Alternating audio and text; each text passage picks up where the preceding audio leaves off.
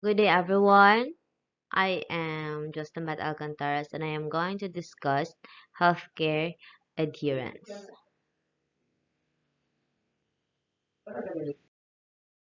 So first, let us define what is adherence.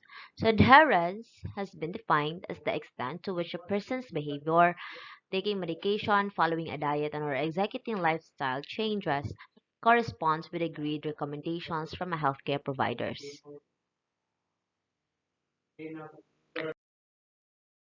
So, according to the World Health Organization, the factors can be roughly divided in the following five dimensions. First is social and economic, healthcare system, health condition, patient, and therapy.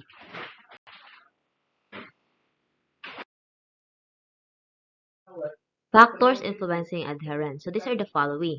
So, first is client motivation to become well, degree of lifestyle change necessary, perceived severity of the healthcare problem, values value placed on reducing the threat of illness, ability to understand and perform specific behaviors, degree of the inconvenience of the illness itself or of the regimens, beliefs that the prescribed therapy or regimen will or will not help, complexity, side effects, and duration of the proposed therapy, cultural heritage, beliefs and practices that support or conflict with the regimen, degree of satisfaction and quality of and type of relationship with the health care providers, and also the overall cost of the therapy.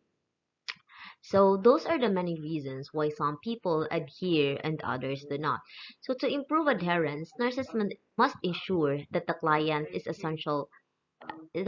capable of performing the activities, understands the essential instructions, is a willing partner in developing therapy goals, and values the expected benefits of behavior changes.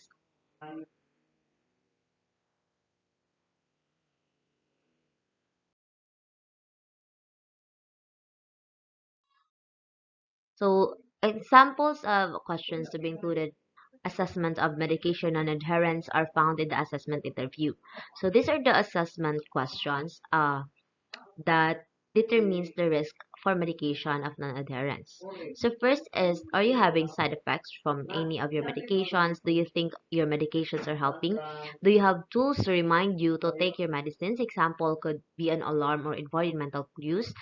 So let's take for example the 6 a.m. or p.m. news. Is there someone at home who helps you with your medications? How many times per day are your medications prescribed? How many pills do you take every day? Are there special storage requirements for your medications? How much do your medication requirements interfere with your lifestyle?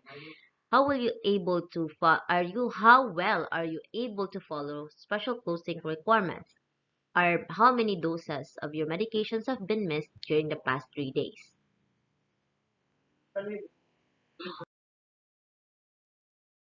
So non-adherence can be intentional, for an example, decided not to take because of adverse events, and it can also be non-intentional, which is being forgetful. So when a nurse identifies non-adherence, it is important to take the following steps. So first is establish why client is not following the regimen. So depending on the reason, if psychological problems are interfering with adherence, the nurse can provide information, correct misconception, try to reduce cost, or recommend counseling.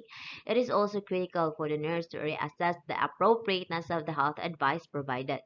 When a client's cultural beliefs or age clash with planned therapies, the nurse must examine strategies to restructure and repattern care in order to protect and accommodate the client's practices. So second is demonstrate caring. So demonstrate genuine care of the client's concerns and decisions while still accepting the client's right to pursue a course of action. A nurse, for example, might tell a client who isn't taking his heart medicine, I understand how you feel about this, but I am really concerned about your heart. Third is encourage healthy behaviors through positive reinforcements. So if the man who isn't taking his heart medicine walks every day, The nurse may say, "You're doing pretty well with your walking." So this will encourage the patient to continue the what he or she is doing. So fourth is use aids to reinforce teaching. So for example, the nurse can leave brochures for the client to read later or create a pill calendar, which is a piece of paper with a date and amount of pills to be taken written on it. So lastly, establish a therapeutic relationship of freedom, mutual understanding, and mutual responsibility with the client and supported therapy persons. So the nurse provides customers responsibility over their health and builds a cooperative connection, which leads in improved adherence through offering knowledge, skills, and information.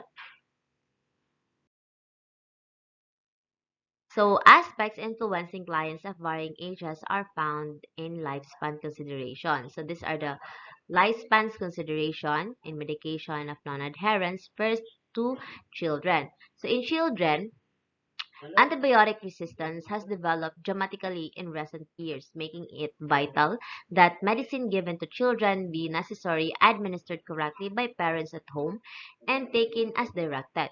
Antibiotic adherence must be increased by collaboration among healthcare providers, parents, and children. So, adherence is influenced by attitude towards medication. So some parents may believe that once their child feels better, the medication is no longer required. Second is past experience. So children may recall a negative encounter with medication and oppose their parents' effort to give them an antibiotic. So third is cost of medication. So the generic medications are less expensive than brand name medication and can also be just effective. So fourth is the cultural issues. So provider must work with families who speak a different language or have cultural differences to ensure that they understand the family's requirements and express the provider's advice. So fifth is number of doses necessary. So adherence improves when fewer doses are required per day and the antibiotic can be given over a short period of time short period of time. And lastly is the taste and palatability. So pharmaceutical companies are working to provide liquid drugs that are more appealing to young children. So for adolescents, so several causes of non-compliance are unique to teenagers. So that's why when working with adolescents, it is critical for the nurse to address these factors because as teenagers, they are less often consider the consequences of their action, and are in the early stages of demonstrating effective problem solving, assert independence by rejecting adult values, conform to their peers and don't like being different, focus on concept and body image, live in here and now, may regress developmentally at times of stress or illness, may be unable to distinguish benefits from disadvantages. So older adults.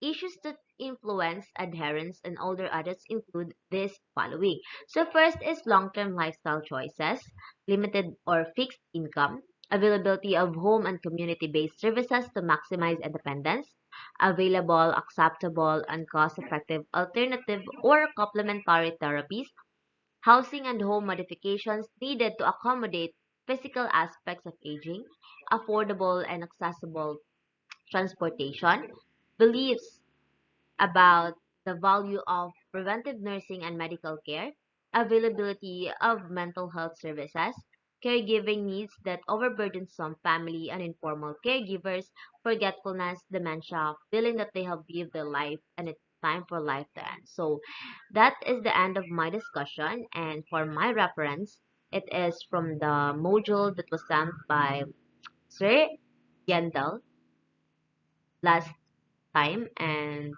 again, thank you. This is Jhaslyn Canteros from BSN 1A reporting.